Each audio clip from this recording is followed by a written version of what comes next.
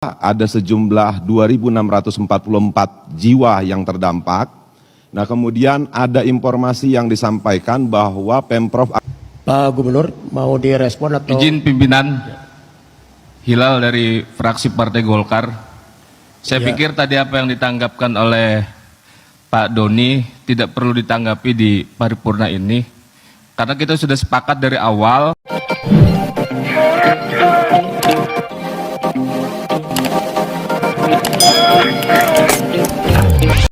Itu ceritanya rapat paripurna ya antara Gubernur Jawa Barat Kang Deddy Mulyadi dengan DPRD Provinsi Jawa Barat.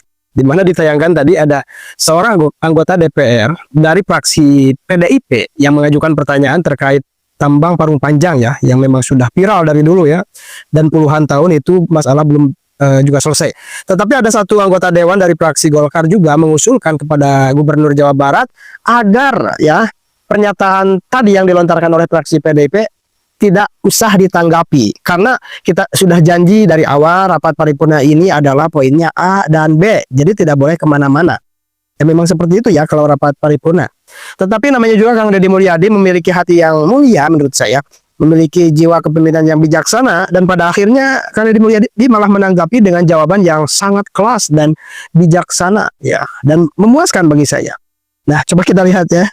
Kepada yang terhormat, Bapak Gubernur, kami persilahkan. Instruksi pimpinan, sedikit Doni Huta Barat dari fraksi PD Perjuangan. Sebelum masuk pada tanggapan Pak Gubernur terkait dua agenda tersebut, ada beberapa hal yang saya harus sampaikan. Izin Pak Gubernur, saya minggu lalu turun ke daerah pemilihan saya menerima undangan dari masyarakat yang terdampak dari surat edaran terkait penutupan 26 perusahaan tambang yang ada di Kabupaten Bogor. Nah, saya mau menanyakan Pak Gubernur, langkah selanjutnya setelah penutupan ini seperti apa? Karena yang saya terima dari masyarakat, ada sekitar 13.544 KK yang terdampak, yaitu dari pedagang, dari pelaku usaha, dari supir segala macam, dan kemudian ada yang dilakukan oleh Dinas DPMD, itu yang terdata ada sejumlah 2.644 jiwa yang terdampak. Nah, kemudian ada informasi yang disampaikan bahwa Pemprov akan memberikan bantuan senilai 3 juta rupiah. Saya tidak tahu 3 juta rupiah ini per jiwa apa per KK. Nah, kalaupun sudah dijanjikan seperti itu, tindak lanjutnya seperti apa? Kalaupun memang benar 3 juta per KK, anggaran yang digunakan dari mana? Nah itu, dan kemudian saya harus sampaikan juga, ini mungkin sudah disampaikan bahwa ada audit terhadap 26 perusahaan ini. Dan tindak lanjutnya sampai hari ini saya juga tidak tahu, saya coba berkomunikasi dengan Pak Kadis, menanyakan tindak lanjutnya, saya juga tidak direspon. Nah kemudian kalaupun ini ada audit, kalau kita mengikut undang-undang, perusahaan tambang di sana, itu tidak diperkenankan untuk melewati jalan raya Parung Panjang Bunar. Kenapa? Kalau menurut undang-undang jalan raya, itu tonasenya, itu masuknya kelas 2, tonasenya hanya 8 ton. Nah, jadi yang saya mau sampaikan di sini Pak Gubernur, saya harapannya ke depan bagaimana supaya jalan tambang terrealisasi. Yang kedua, bagaimana tindak lanjut Pemprov terhadap 13.544 jiwa yang terdampak yang menggantungkan hidup di pertambangan tersebut. Kenapa pada saat saya turun ke sana ada anaknya yang sudah tidak bersekolah.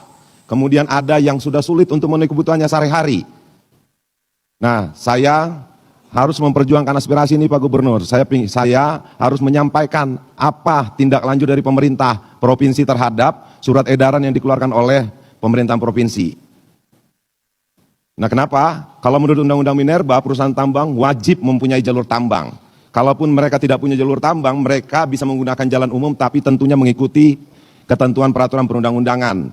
Nah saya berharap ada tindak lanjut Pak Gubernur. Kenapa? Mereka sudah hidup bertahun-tahun di dunia pertambangan tersebut. Terima kasih.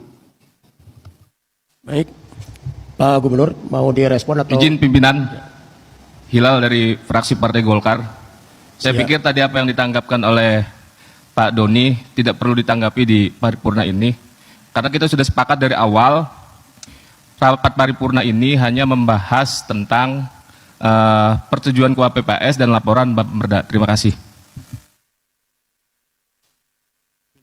Ya, terima kasih. Ini saya berharap terserah mau ditanggapin atau tidak. Ya. Tapi saya harus menyampaikan apa yang disampaikan masyarakat terhadap saya. Ya, terima kasih. Kenapa saya coba berkomunikasi dengan kepala dinasnya, saya tidak mendapatkan jawaban apa-apa.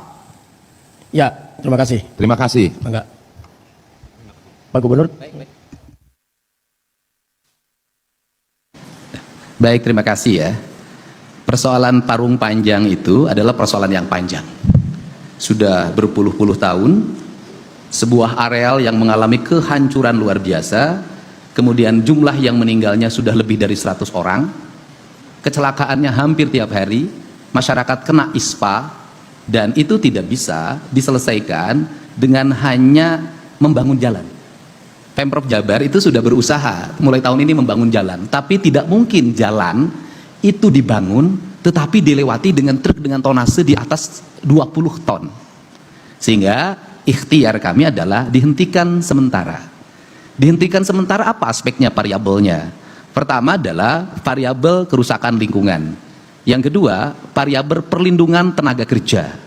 Yang ketiga, variabel reklamasi.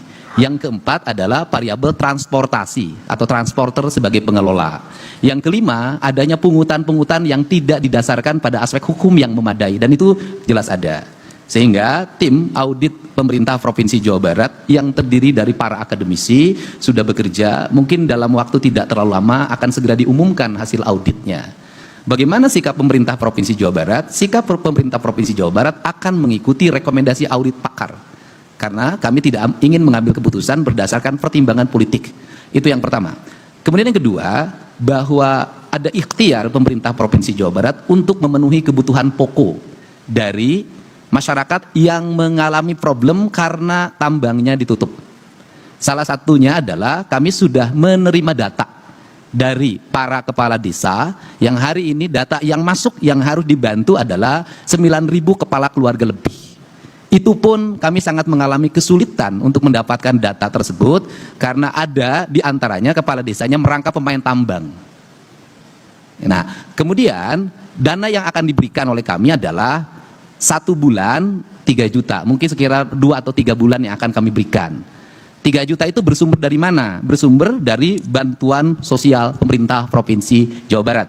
Dan kami menggunakan dana BTT, dan ini adalah persetujuannya Kemendagri. Pemerintah provinsi berhak mengeluarkan dana tanggap darurat terhadap setiap persoalan. Nah, kemudian penyerahannya mulai minggu depan melalui nomor rekening, dan selanjutnya nanti sampai bulan Januari. Nah, apa yang akan diberikan solusi? Solusi yang ditawarkan oleh pemerintah provinsi hari ini adalah ada 2. Menawarkan kepada masyarakat yang bekerja di sektor tambang yang tidak dilindungi oleh BPJS, upahnya juga tidak memenuhi standar, untuk bekerja menjadi tenaga outsourcing pemerintah daerah Provinsi Jawa Barat ngurusin jalan. Itu yang pertama. Yang kedua adalah para sopir kami tawarkan mendapat kredit mobil 2 sumbu tanpa bunga kerjasama dengan BJB. 2 hal ini yang akan kami lakukan, termasuk kami ingin mendorong ke depan agar tambang-tambang ini dikelola secara baik oleh kelompok masyarakat dan masyarakatnya masyarakat setempat. Agar apa? Agar pertumbuhan ekonomi tumbuh. Karena berdasarkan hasil data yang kami miliki, masyarakat yang di sekitar tambang itu rata-rata tingkat ekonominya sangat rendah walaupun sudah berpuluh-puluh tahun. Andai kata ada orang atau anak yang tidak bekerja, tidak sekolah karena penghentian kegiatan penambangan, kami bertanggung jawab. Mana datanya ke sini akan kami masukkan lagi sekolah dan kami bayar biaya sekolahnya. Ini adalah ikhtiar yang kami miliki. Untuk itu saya ucapkan terima kasih atas pandangannya, karena kita membangun tidak hanya bicara pada satu kepentingan, tetapi juga di luar kepentingan yang lainnya. Terima kasih. Terima kasih sudah menonton. Jangan lupa like, subscribe, dan tekan tombol lonceng. Bye-bye.